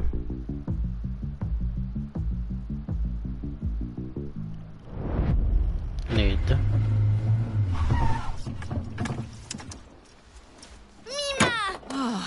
It's stifling hot in there. Yeah, sorry, AC's broke. Get in, we're running late. Don't sit on my script! You could at least crack a window. All that rain brought a cool front. Mimo, Mimo, Mimo! Oh, sweetheart. How are you doing? You look great today. I'm a princess! The computer princess! That is so special. Can we get going? All right, all right.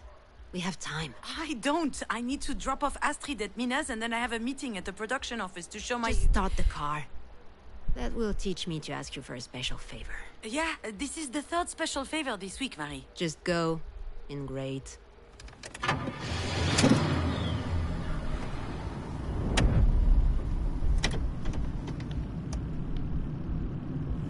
Shit, I can't drive with these heels on. Why are you even wearing these things?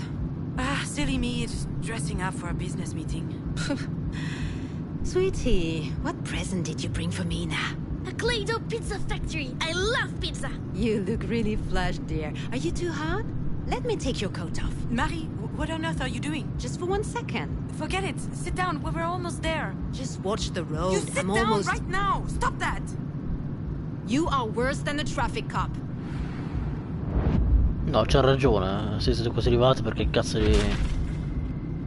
Shit, watch it. My script. You're still writing for this garbage? Damn. Scabious. Madonna, che You male might però. have the lowest self-esteem I've ever seen, but I must admire your perseverance. No one asked for your opinion. I didn't sleep all night. I can't focus. Also, I'm too old for this. Okay, I'm taking off my coat now. Anyway, sounds like you're not yet too old to be a mediocre writer.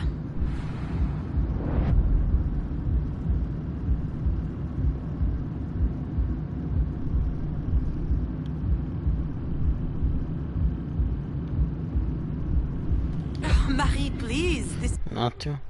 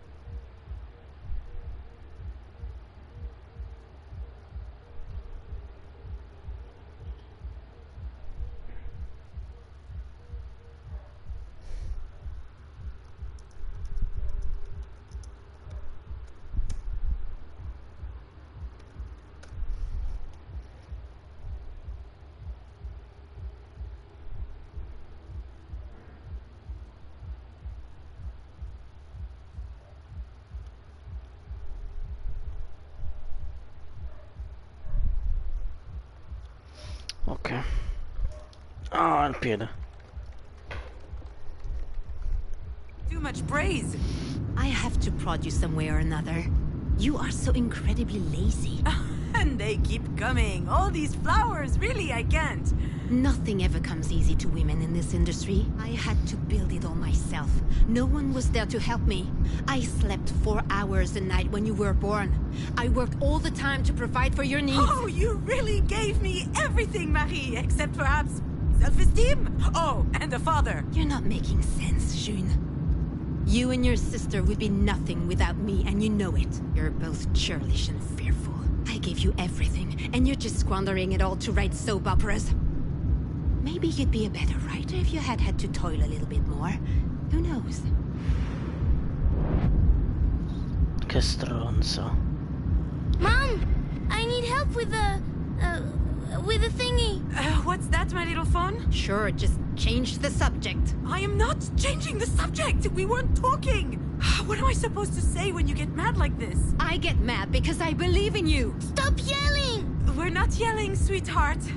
Anyway, this little one is only one thing you've done well. Speaking of which, if we could But if you're avoid... mishandling her the way you fucked up your career, that's concerning. Children are delicate. They need protection. You can put even the best child in a shitty family, they're gonna blow up. Wait, why are you even saying that? What are you talking about exactly? Of course. I made some mistakes with you two, it's true. We turned out okay in the end, didn't we? Whatever you think. You don't get it. There's something hanging above our heads. All of our heads. Something that's about to fall on our heads if we're not careful. It's been there forever. Passed from one woman onto the next in our family. Like a disease. Are you sick, Mimo? No, sweetie, she's not sick. This is grown-up talk. You're right, June. Love. Love of self. It's true, I don't think I taught you that. But I think that's because no one taught me either. Or my Scendi la mother. macchina. Oh, okay, and so you're... scared for Astrid?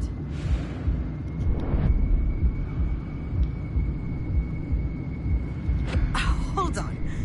You, Marie, the great Marie de Mange, you believe in that nonsense? There's no curse on our heads. Next time I'll keep my mouth shut. Unless you Magari. keep it open, actually. I know hardly anything about your life. Not a thing. But I do realize that you had a hard time. And that you're scared. I'm not scared. I think you are. You're scared we'll turn out like you. But we can change. Everyone can change. My dear daughter, I'm not sure about that. Do you think so? I know so.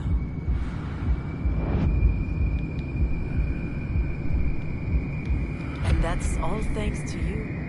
You taught us that in your own twisted, painful way, but still. I did what I could. And in the end, you did give us the means to change things. You've taught us how we could blow off the entire world and do whatever we wanted. That's your way of showing love.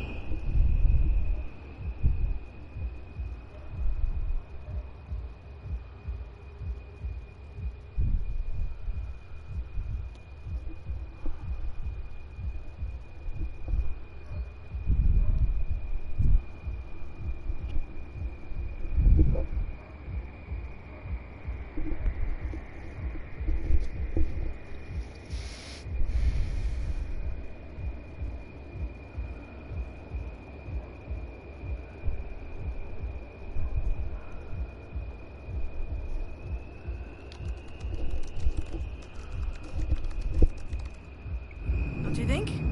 Love isn't my thing. Oh, Mom, come on. You love me and I know it, in spite of your best efforts to hide it.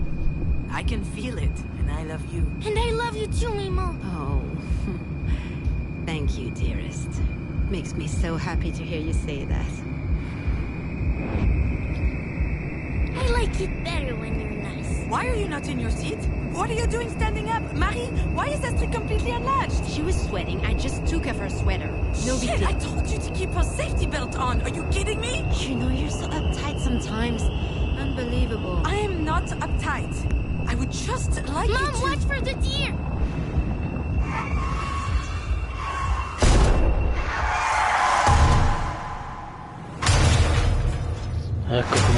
proprio. La madre ha rotto i coglioni. Perché sono sempre sta zitta madre. Oh. Dio mio.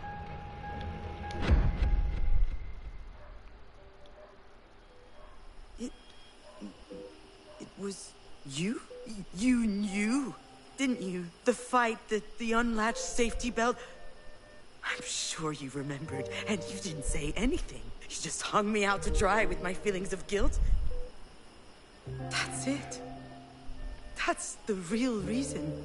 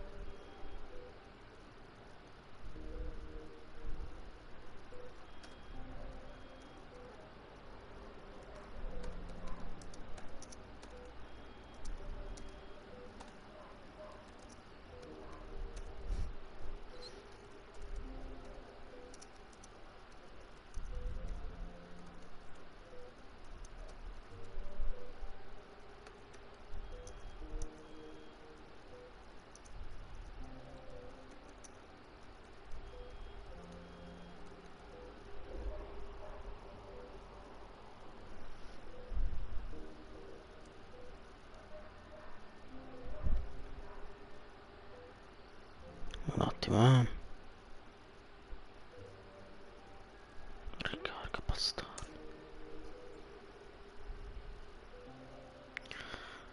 Sì, come se ho aperto WhatsApp. Vabbè, ho sbagliato a aprire WhatsApp invece che Telegram. Puttana troia.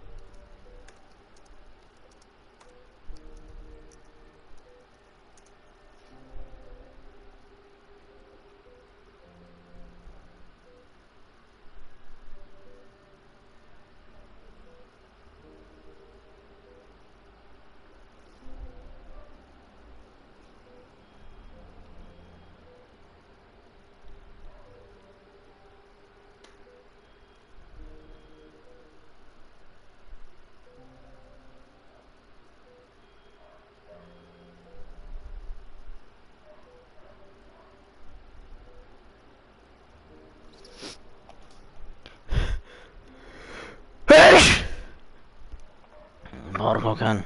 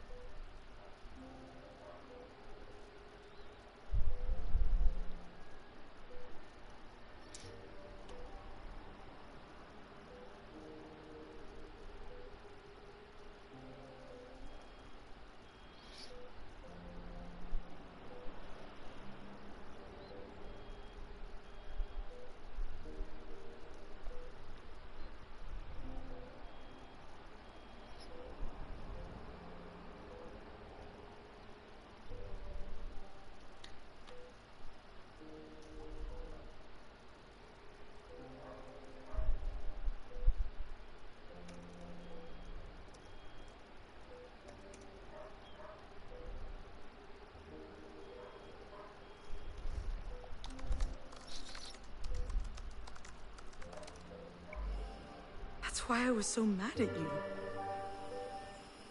I'm sure that's also why you filled in this stupid paper with my name on it.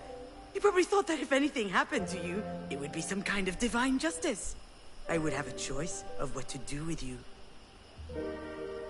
And now, I have to make the decision.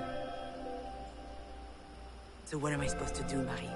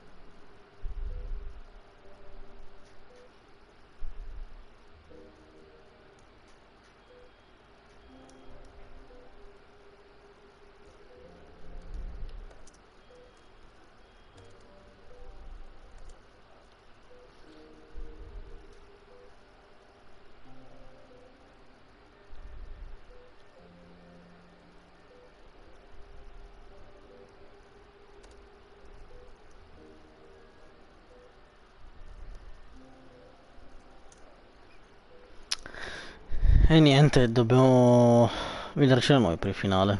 Ci sono diversi finali. Che culo.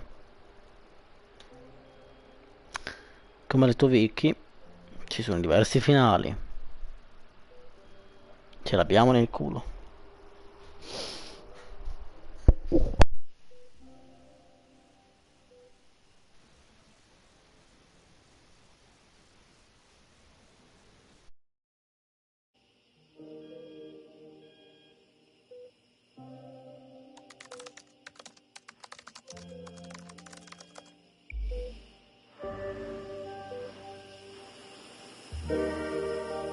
Maybe we could invent something else. We deserve that.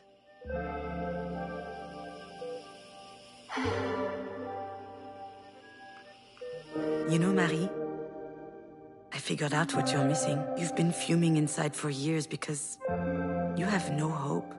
But no one can live like this. Not really. I need hope. That you'll be okay.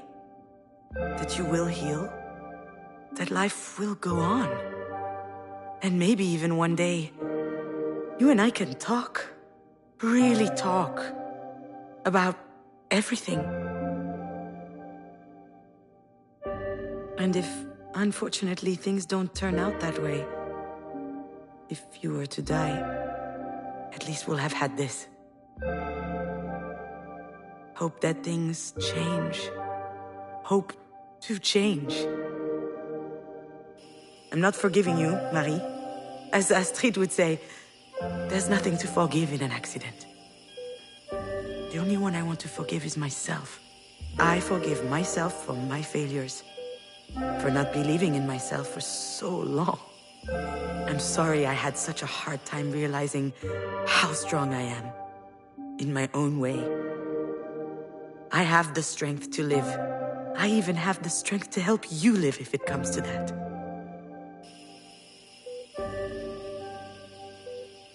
And with some help from the people who love us, you and I can heal.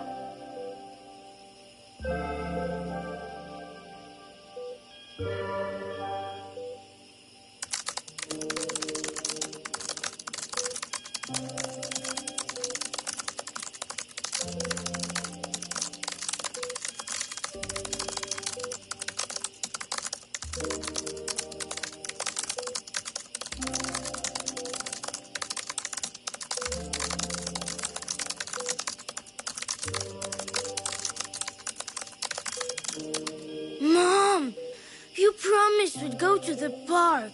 And we will. Just give me 5 more minutes, will you?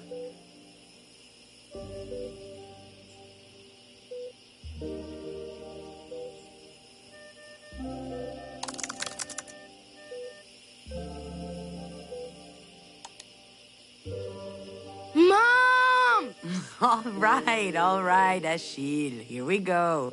At last! Are you happy with your story? I think so. Fine. You'll read it to me later? I'm not sure. It's not really a story for kids. And... I want to try the red Stegosaurus today. Did you know his tail is actually a slide? Really? Can I try it too? Only if we buy ice cream on our way back. Seems like a fair deal to me.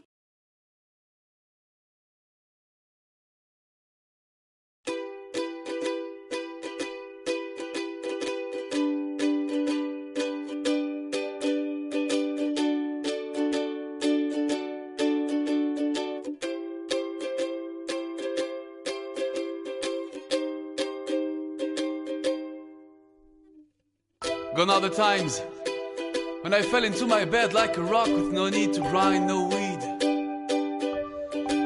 I just had to close my eyelids into oblivion until next morning. But then came the day, came the night when I had this dream of you like a rock. You felt so very warm.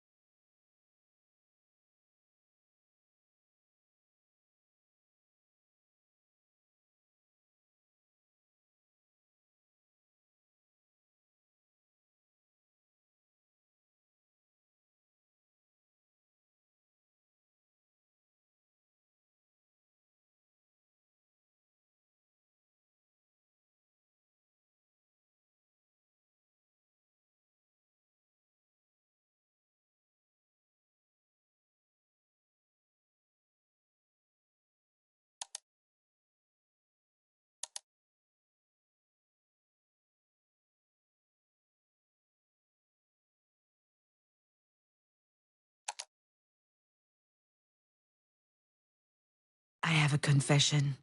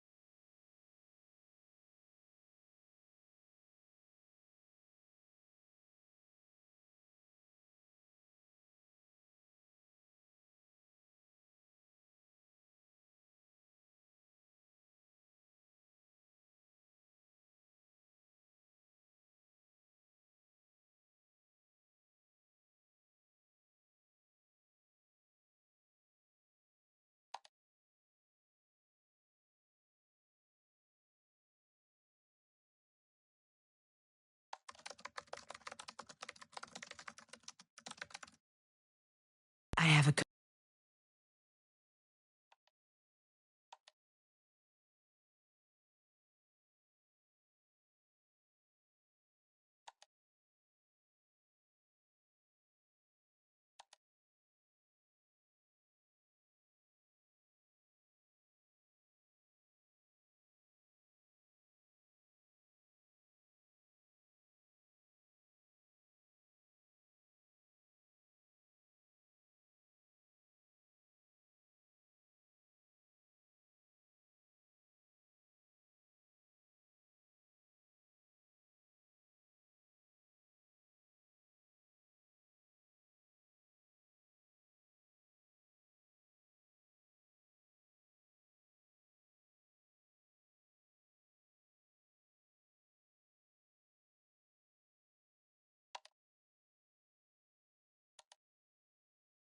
I guess I should have asked the doctor to give me a little something before I went into this room. You don't get free samples of benzos every day.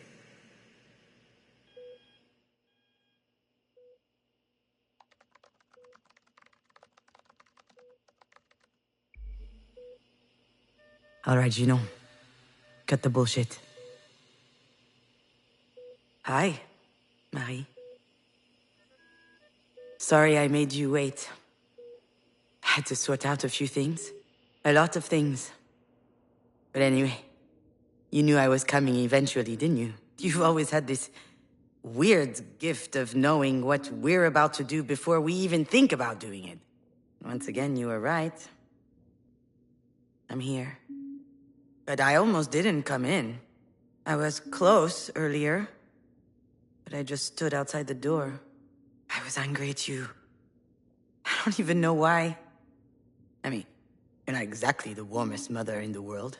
Still, why are things so complicated between us? Why do I always feel so threatened when I'm around you? Come on. A crucifix? You? Wait, is it... I remember now. I've seen this before. Was that last night? Shit, now it's all hazy.